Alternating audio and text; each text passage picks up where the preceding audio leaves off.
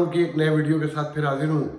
सबसे पहले तो वही पुरानी रिक्वेस्ट कि please try to subscribe the channel, और अपने साथियों से भी कहिए, दोस्तों से भी कहिए। मुझे तो और कोई तरीका आता नहीं है, और मेरे दोस्त भी कहते हैं कि जी मुझे इस पर कुछ कोशिश करनी चाहिए, तो मुझे नहीं पता how to do it. Anyway, देखें टॉपिक वही है। यहाँ तो बस इतनी सी खबर है कि जी डोनाल्ड ट्रंप ने रिपब्लिकन्स को फ़ोन किया है जॉर्जिया में, और गवर्नर को बल्कि जॉर्जिया के, और पुश किया है कि तुम लेजिस्लेटर से को बात करो कि वो इस इलेक्शन को जॉर्जिया के नल एंड वाइट करके मेरे हक में जो इलेक्ट्रल वोट दे दें। तो उस पर तजिया निगार कहते हैं अगर इन्होंने ये और ऑफिस से बैठ कर किया है, टेलीफोन कॉल की है, तो ये इस गुना कॉस्ट ये मसाइल पैदा करेगी। और ये एक चार्ज है, क्रिमिनल चार्ज है, कुछ लोग कहते हैं सिविल चार्ज है, समथिंग लाइक दैट। फिर आपने ये खबर तो सुन ली होगी कि वो अपने बच्चों के, जो उनके एडल्ट बच्चे हैं, उनके पार्डन की तलाश में है, और जुलियानी को पॉजिटिव कोरोना हो गया है, जो उनकी लॉ टीम को हेड कर रहे हैं। तो बहरहाल रिपब्लिकन मुश्किल में, मगर एक एक करके सामने आ रहे हैं और ग्रेजुअली हिमायत का ऐलान कर रहे हैं, उनकी प्रेसिडेंसी को एक्सेप्ट कर रहे हैं जो बाइडन इलेक्ट की। तो बहरहाल मौजू असल जो है पाकिस्तान है कि देखें, असल जो मसला है उस पर कोई बात नहीं कर रहा। पूरा सोशल मीडिया एक ही गुफ्तगू से भरा हुआ है कि फ़ौज को पीछे धकेल देना है, और फ़ौज के जो चाहने वाले हैं वो कहते हैं कि जी इन करप्ट सियासतदानों को नहीं छोड़ना। और इमरान खान साहब के मिले जुले से बयान आ रहे हैं कि मैं इक़्तिदार छोड़ दूंगा और ये कर दूंगा। तो शेख जो कहते हैं ना, शेख हो जाना, वो नज़र आने लगा है। अच्छा, मुझे बहुत सारी बात, मुझे नहीं पता कि लाहौर का जलसा भी हुआ है कि नहीं हुआ है, मैं एक दो दिन से टच में नहीं हूँ।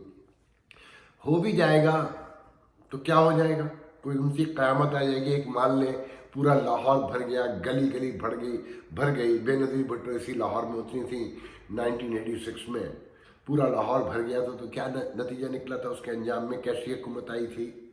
मुझसे खुद बेनज़ीर भुट्टो ने कहा कि मैंने उनसे सवाल किया कि ये आपने हुकूमत ली थी जिसमें साहबजादा याकूब वज़ीर ख़ारजा थे, ग़ुलाम इसाक़ खान सदर थे, और बाकी सब, तो कहने की क्या करती।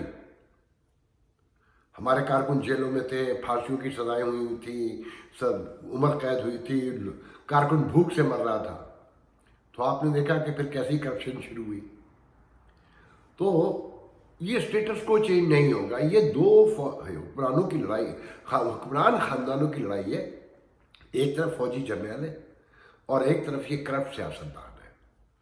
और मेरी ज़ाती राय ये है कि ये फौजी जर्नैल इन करप्ट को लेकर इसलिए आते हैं कि वो अपनी करप्शन का डिफेंस कर सके। मैं आपको इसका ताज़ा तरीन वाक़या सुनाने जा रहा हूँ। मैंने कल एक पोस्ट देखी जो संभाल के रख ली कि कराची में जो झींगे मछेरे पकड़ते हैं ना, झींगे जो सी फूड है, वो पकड़ते हैं बेचारे, मगर खरीदती रेंजर है उनसे, और कोई नहीं खरीद सकता। 700, मुझे नहीं पता, सच झूठ का मुझे नहीं पता, 600 रुपीज़ में वो उनसे किलो के हिसाब से खरीदते हैं, और 7,000 रुपये किलो बिकता है, और उनके अलावा कोई खरीद नहीं सकता रेंजर के।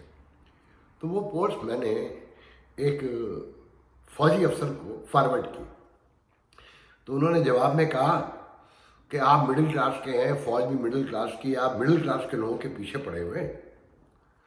अगर वो कुछ करते हैं और अपने जवानों के लिए मेहनत करके उनको खुश रखते हैं, तो आपको क्या तकलीफ है। आप चाहते हैं कि नवाज शरीफ से शर्जील मेमन तक करप्ट लोग जो पहले ही खरबोपति हैं, उन्हीं की जेब में सब कुछ जाता रहे।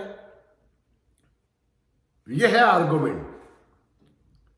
लाए हैं ये करप्ट लोग इसलिए जाते हैं कि ताकि डिफेंस जो है ना अपने आप को किया जा सके, और कौम को बताया जा सके कि हम तो नेक साफ हैं, मेहनत करते हैं, सिर्फ DHA में एक प्लाट लेते हैं, और बाकी तो हम जो कर रहे हैं 80 कारोबार है। पता है ना, मुझे नहीं पता कि झींगे का कारोबार मैंने पहले नहीं सुना था कि शादी हाल से लेकर आलू प्याज बेचते हैं। अच्छा, मैं तफसील से बचना चाहता हूँ, मैं दर्जनों आपको ऐसे वाक़या सुनाऊँ कि ये जो फौजी करते हैं। अच्छा लेकिन लड़ाई क्या है कि फ़ौज समझती है कि वो इस मुल्क के असल मुखलिस हैं, सियासतदान चोर है। मगर वो ये भूल जाते हैं कि आप जिन्हें चूज करते हैं, जिन्हें लेकर आते हैं, वो होते ही चोर हैं, शौकीन लोग। जैसे अमेरिका में मैं अमेरिकन पाकिस्तानी कम्युनिटी में कहता हूँ कि जो सियासत करते हैं हमारी कम्युनिटी में आके और पाकिस्तान से फ़ौरन रब्ता करते हैं, मैं फ़ौरन समझ जाता हूँ कि भाई माल बनाना चाहता है, शोहरत का भूखा है। जो काम करने वाले लोग होते हैं वो भाग भाग के खुद थोड़ी जाते हैं, वो पीछे रहते हैं, लोग उन्हें पहचाने और आगे लेकर आए सियासत में, या बेसिक से कहीं शुरू करें। वो मैं इस पर एक मुख्तसर सा आपको वाक़या सुना दूँ कि डॉक्टर नसीम अशरफ का आपने नाम सुना होगा, क्रिकेट, पाकिस्तान क्रिकेट के चेयरमैन रहे ह्यूमन डेवलपमेंट के हवाले से, तो मैंने बहुत पुराने जानता हूँ। अपना जो American Pakistani medical physician association है, उसके कन्वेंशन में न्यूयॉर्क में था, अर्ली 2000 की बात है ये, 2003, 2004 या 5, आई डोंट रिमेंबर एग्जैक्टली। तो मेरे एक दोस्त थे, अल्लाह उन्हें जन्नत नसीब करे, डॉक्टर हसन शरीफ, और वो मेरे अखबार में कॉलम निगार भी थे। और वो पाकिस्तानी अशराफिया, डॉक्टर मलिया लोधी, बेनज़ीर भुट्टो, डॉक्टर नसीम अशरफ, इन सबके बड़े दोस्त थे वो। तो मैं अपने रूम में, उसी होटल में जहाँ कन्वेंशन था, वहाँ रूम में मगरिब का टाइम था, लेटा हुआ था आराम से, थका हुआ था पूरे दिन का, नीचे होकर कन्वेंशन में से कुछ इवेंट में से आया था। तो कहने लगे आप नीचे आइए। मैं कहा खैरियत? कहने लगे वो डॉक्टर नसीम अशरफ को ने मुझे रब्ता किया है कि वो तुमसे मिलना चाहते हैं। तो उन्होंने डायरेक्ट आपको कॉल यूँ नहीं की कि आप तो सब डरते हैं। तो मैंने कहा डॉक्टर साहब प्लीज़ ये ना कहा कि डरने का मतलब ये है कि मैं कोई खुदा न खास्ता कोई जगह का थोड़ी हूँ। तो मैंने कहा मैंने डॉक्टर नसीम अशरफ से नहीं मिलना। कहने क्यों? मैंने कहा मैं उस आदमी से नहीं मिलना, मुझे पता है कि मुझे किससे मिलना है, मुझे किससे नहीं मिलना। बार मैंने उन्हें टाल दिया। दूसरे दिन सुबह को मैं उसी कन्वेंशन में, एक डॉक्टर रफीक बाजवा है जो मुझे याद पड़ता है, मिजूरी से, मैं उनके साथ बैठा हुआ खुशगपियाँ कर रहा था एक होटल की साइड पे, जहाँ से बाहर का मंदिर भी मैनहट्टन का नज़र आ रहा था। पीछे से किसी ने मेरे कंधे पे हाथ रखा, तो मैंने जब पलट के देखा डॉक्टर नसीम अशरफ थे कि भाई मेरा छोटा भाई मुझसे नाराज़ है। मैंने कहा नहीं डॉक्टर साहब ऐसी तो कोई बात नहीं है, मैं तो बिल्कुल नाराज़ नहीं हूँ। बार मैं मुख्तसर करता जाता हूँ। उन्होंने मुझसे कहा किस बात पे नाराज़गी है? तो मैंने उन्हें कहा कि डॉक्टर साहब सबसे पहले ये बताएं, सच बोलूँ झूठ बोलूँ? कहने नहीं सच बोले। मैं कहा देखें डॉक्टर साहब, सच बोलने से पहले एक वाक़या सुना दूँ कि इमाम मालिक खाना काबा का तवाफ़ कर रहे थे, तो अब्बासी खलीफा बार बार आपका दामन पकड़ता एहराम और कहता है कि मालिक अल्लाह के घर में मैंने तुम्हें रोका है, मुझे बताओ मुझे कैसा हुक्मरान पाया। तो आप मुंह फेर के आगे बढ़ जाते थे, फिर तवाफ़ में शामिल हो जाते थे। और दोबारा पूछा, तीसरी बार पूछा, तो आखिरी बार जब वो आप इम्पेशेंट हुए इमाम मालिक थोड़ा सा, तो उन्होंने कहा मैंने तुझे बदतरीन हुक्मरान पाया, तूने मुझे अल्लाह के घर में रोका है, तो सुन मैंने तुझे बदतरीन हुक्मरान पाया। तो मैंने ऐसा आप सवाल करें, तो उनके चेहरे में कहीं रह गया है। कहने लगे तुम मुझसे क्यों नाराज़ हो? मैंने कहा बिल्कुल नाराज़ नहीं हूँ। हाँ एक शिकायत है, अमेरिका, आप मिडिल क्लास के आदमी हैं, अमेरिका जैसी जमहूरियत में आपका हाथ थामा इन आज़ादियों ने और यहाँ की अपॉर्चुनिटीज़ ने, आपने पैसे भी बनाए, नाम भी कमाया, शोहरत भी कमाया, तो वो एक्सपीरियंस आपने अपनी कम्युनिटी को भी नहीं दिया और जाके फौजियों को दे दिया, पाकिस्तान में जमहूरियत में कभी नहीं दिया। तो कहने लगे कि हाँ मैं मानता हूँ गलती हुई, बताओ यहाँ क्या क्या मसाइल है। मैंने टाला उनको, मैंने कहा जी बात करेंगे। मैं घर चला गया। दूसरे दिन मेरे घर टेलीफोन आया कि भाई तुम अपने घर में सो रहे हो और मैं तुम्हारे दिए हुए एजेंडे पे बुकली में मौजूद हूँ, पाकिस्तानियों के दरमियान उनके मसाइल डिस्कस करके कुछ तय कर रहे हैं, तो तुम्हें फ़ौरन यहाँ पहुँचना चाहिए। तो दूसरे दिन मुझे लोगों ने बताया कि जो जनाजे जाते हैं पाकिस्तान में साल में 1, 2, 4 एट द मोस्ट, उनके लिए चंदे के लिए डब्बे रखवा रहे थे भाई। तो ये है पाकिस्तानी पॉलिटिशियन। तो इसको समझें, ये दोनों एक हैं। मगर अब सियासतदान ये भी कहते हैं कि फ़ौज चुप रहे, फॉरेन पॉलिसी भी हमारी हो और ख़जाना की पॉलिसी भी हमारी हो और इंटीरियर पॉलिसी भी हमारी हो, साइंस टेक्नोलॉजी भी हमारी हो, और आप हमारे नीचे बस काम करें, जो आपको चाहिए हम देते रहेंगे। देते तो ये भी रहे सब कुछ। वो कहते हैं नहीं हम बताएंगे। तो ये दो हुक्मरान ख़ानदानों की लड़ाई है। आप क्या समझते हैं? PDM कामयाब हो जाए, इमरान खान चला जाए, تو وہ اسٹیٹس کو ٹوٹ جائے گا؟ بالکل نہیں. ابھی تک یہ بتائیے کسی کے پاس کوئی شیڈو کابینہ ہے؟ کوئی ایجنڈا دیا ہے کہ ہم حکومت میں آئیں گے تو کیا کیا چینج لائیں گے؟ یہ جو نیچے زہر پھیل چکا ہے پوری سوسائٹی میں، جو کرپشن پھیلی ہوئی ہے، جو مورل ایشو ہے، جو سوشل ایشوز ہیں، جو منافقت ہے، جو انتہا پسندی ہے، وہ ختم کیسے کریں گے؟ کسی نے بتایا ابھی تک؟ دیکھیں، یہ نواز شریف اور یہ زرداری سی پیک لانے کے جرم میں شکار ہوئے ویسٹرن ورلڈ کا. اب انہوں نے ریلائز کر لیا ہے. عمران خان ریاست مدینہ کا نعرہ بھی مارتا ہے، سی پیک کو بھی پیچھے فوج کی مرضی سے دھکیل رہا ہے. عمران خان اسٹوج ہے، اس کی کوئی بیچارے کی حیثیت نہیں ہے، وہ کچھ نہیں کر سکتا. سارے ادارے مکمل طور پہ فوج کے قبضے میں ہے نا. آپ نوٹ کریں، عمران خان تو صرف یہ کر رہا ہے، فوج کو گندگی سے یہ بچا رہا ہے کہ اسٹیل مل ختم کر رہا ہے کہ وہ لوگوں کو کیسے نکالے. مجھے تو ڈر یہ ہے کہ ساری چھاٹی واٹی صفائی کروا کے وہ خود ڈائریکٹ نہ آ جائیں گے، کہ آج کے دور میں بہت مشکل ہے فوج کا براہ راست آنا. دیکھیں نا، انہیں اول تو ضرورت کیا آنے کی، جھینگے وہ بیچ رہے ہیں، شادی حال وہ چلا رہے ہیں، سبزی آلو ٹماٹر وہ بیچ رہے ہیں، پلاٹ سارے ان کے قبضے میں ہیں. کراچی کا 67% زمین تو ان کے پاس ہے نا. ہر 40 میل پہ پنجاب میں ایک کنٹونمنٹ بورڈ ہے. بحریہ ٹاؤن کون ہے، اور جتنے بھی کاروبار ہیں. آپ نے دیکھا جب پی ڈی ایم کی تحریک شروع تھی تو کراچی کے کاروباری حسین ہارون کی اور عبداللہ حسین ہارون کی اور دوسرے بزنس مینوں کی قیادت میں ویڈیو جو شروع ہوئے تھے کہ سیاستدانوں کے خلاف. یہ کاروباری تو ہمیشہ سے انہیں سے جڑے رہتے ہیں، انہیں پتہ ہے کیسا مالک کیا ہے. تو جناب، اصل ایشو یہ ہے کہ کسی کے پاس کوئی ایجنڈا نہیں ہے.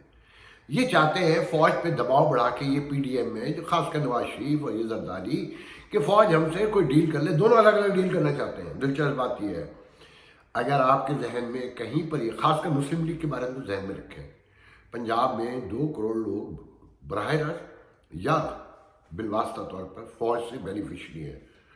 ماشاءاللہ آئے نہ آئے، ہر خاندان میں 2-4 فوجی ہیں نا، تو ان کے تعلقات ہیں، سفارش ہے، پولیس پہ بھی پرویل کرتے ہیں، ایل ڈی اے پہ بھی کرتے ہیں، کے ڈی اے پہ بھی کرتے ہیں. گوادر خزدار سے لے کر مالاکنڈ دیر اور گلگت بلتستان تک ان کی حکمرانی ہے نا. تو یہ مسلم لیگ تو اگر تھوڑا بہت کہیں پہ شیکن ہو بھی جائے، اگر کہیں سختی سے کھڑی بھی ہو جائے تو فائنلی ڈیل کر لے گی، کیونکہ اندر جتنے لوگ ہیں وہ اسی فوج سے جڑے ہوئے لوگ ہیں. اب رہ گئی پیپلز پارٹی.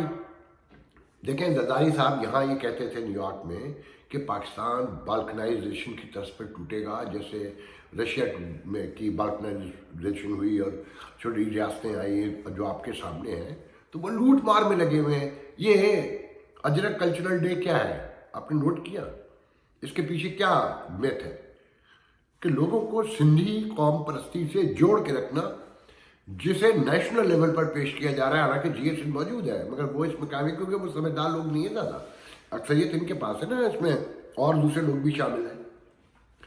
اگر آپ ہسٹری پڑھیں نا، تو جو روم ہے، پرانا روم، اس میں جو ظالم بادشاہ تھے اور جو چرچ سے جڑے ہوئے لوگ تھے، وہ جو حکمرانی کرتے تھے تو وہ عوام کو ایونٹس میں، کلچرل ڈے میں، فیسٹیولز میں اور اسپورٹس میں الجھا کے رکھتے تھے کہ آج یہ ایونٹ ہے، آج یہ کلچرل ڈے ہے، آج یہ اسپورٹس ہے. اور یورپ میں ابھی بھی اسپورٹس پہ بہت زور دیا جاتا ہے، کیونکہ میتھ ٹوٹتے ٹوٹتے آخر میں ٹوٹتی ہے نا. اسٹیڈیم بھرے ہوتے ہیں سمر میں، مگر اب بہت فرق ہے پہلے کی تفریح میں اور آج کی تفریح میں. تو یہ پاکستان میں ہی اور تو کوئی تفریح ہے نہیں. کیا ہے سندھ کے اندر؟ آپ کبھی عام آدمی جو پنجاب میں رہتا ہے، جو کے پی کے میں رہتا ہے، بلوچستان تو خیر بیچارے کی بہت اپنی بری حالت ہے، وہاں تو آزادی کی جنگ جسے کہتے ہیں وہ لوگ اسی لیے شاید لڑ رہے ہیں کہ سب لوٹ کے کھا گئے ہیں، یہ سیاستدان بھی اور یہ فوجی جرنیل بھی. تو سندھ میں جو حال ہے اللہ معاف کرے. تو یہ اجرک اڑا کے ایک سندھی قوم پرستی ابھاری جاتی ہے تاکہ پیپل پارٹی سے جڑے رہے، دوسری قوموں سے ایک نفرت کے احساس کے طور پہ انہوں نے شروع کیا تھا. حالانکہ کلچر ڈے منانا کوئی بری بات نہیں، مگر اس کے پیچھے نیت جھوٹی ہے. یہ ایم کے ایم کے خلاف شروع ہوا تھا. ایم کے ایم خود ایک فیک تھی، یہ بھی فیک ہے، اور انہیں سندھی ووٹ چاہیے. کراچی سے تو ووٹ پڑتا نہیں، کیونکہ میرٹ پہ تو کام نہیں کیا. اس پہ بھی مجھ سے بے نظیر بھٹو کا واقعہ سن لیں. मैं बेनज़ीर का इंटरव्यू कर रहा था एक दिन, तो अक्सर मेरी बीवी से बहुत सारी बातें होती थी। ये हाँ, मुझे याद आया कि उस दिन मैंने मरहूम रसूलुल्लाह Khan Jamali, prime minister of Pakistan, उनका इंटरव्यू मैं दोपहर में करके आया था। और इस वक्त जो पाकिस्तान में आपके नामवर एंकर है शमी इब्राहिम, वो मेरे साथ थे। शाम में मेरा बीबी से इंटरव्यू था, उस वक्त भी सभी मेरे साथ थे। तो मैं रसूलुल्लाह जमाली पे भी किसी दिन वीडियो करूंगा। मेरे उनसे बहुत पुराने और बहुत गहरे मुलाजिम थे। मेरा अखबार निकलवाने में उनका बहुत बड़ा हाथ था। अल्लाह ताला उन्हें गरीक़ रहमत करे। मैं ये कर सकता हूँ अपनी जान पे कि ये वाक़या किसी दिन पूरा सुनाऊंगा। बहरहाल भी बात हो रही थी, शमी इब्राहिम से एक रात पहले फैसल साले हयात मिला था, जो उस वक्त मुशर्रफ हुकूमत का वजीर था। तो उसने बातों बातों में कहीं ये कहा कि यार बीवी माफ़ी नहीं करती है, मसला ख़त्म हो जाए। ये रूजवेल्ट होटल में ठहरे हुए थे उस वक्त। तो बातों बातों में उस शमी इब्राहिम ने बीबी से कहा कि नौरेश शकूर को और फैसल साले हयात, जो पूरी हुई टीम थी, सिकंदर राव वगैरह, माफ़ करते बीबी, ख़त्म करे, वो बेचारे मजबूर थे, आपको पता है। कहली मैं इनको नहीं माफ़ करूँगी, किसी सूरत में सबको कर दूँगी, मैं इन्हें माफ़ नहीं करूँगी। तो जनाब उस मौके में मैंने कहा बीबी, कराची में हर तरफ लड़ रही है, कराची में MKM से सुलह करके बात ख़त्म करें। तो मुझसे कहने लगी आप करवा दें, मैं तैयार हूँ। तो मैंने कहा बीबी मुझे तो MKM वाले पसंद ही नहीं करते, मैं तो आपके मशवरे में कह रहा हूँ। कहने लगी मैं उनसे सुलह कर लूँ, मुझे क्या फ़ायदा होगा। मैंने कहा बीबी एक स्पेस मिलेगी आपको, आप काम करें, लोगों को तरक्की, खुशहाली, उनकी तालीम के लिए, उनके रोज़गार के लिए, उनकी गुर्बत के खात्मे, जो आप कर सकते हैं जितना आपके इख्तियार में, तो हालात बदलेंगे। कि नहीं मैं कुछ भी कर लूँ, वोट MKM को ही पड़ेगा। ये माइंड सेट है पीपल्स पार्टी का। अगर ये माइंड सेट ना होता तो रहमान मलिक जैसे लोग वजीर बनते। ये भी किसी दिन आपको किस्सा सुनाऊंगा। तो बस जहन में रखें कि कोई तब्दीली नहीं आएगी। आप लोग जब तक नहीं जागेंगे, मिडिल क्लास नहीं जागेगी, इन खरबोपतियों को, अरबोपतियों को और हम जैसे दो चार लोग जो इनका खुशामद करके दामन पकड़ के कभी फौज का तो कभी सियासतदानों का और गधे से एकदम दाखिल घोड़ा बन के दौड़ने लगते हैं, मिडिल क्लासियों में से दो चार, ये ऐसी उनमें शामिल होते रहेंगे। बाकी सब भूख से मरते रहेंगे। जब तक आप लोग नहीं जागेंगे कोई तब्दीली नहीं आएगी। आज के लिए इतना काफ़ी है। इंशाल्लाह आपसे अगले वीडियो में बात होगी।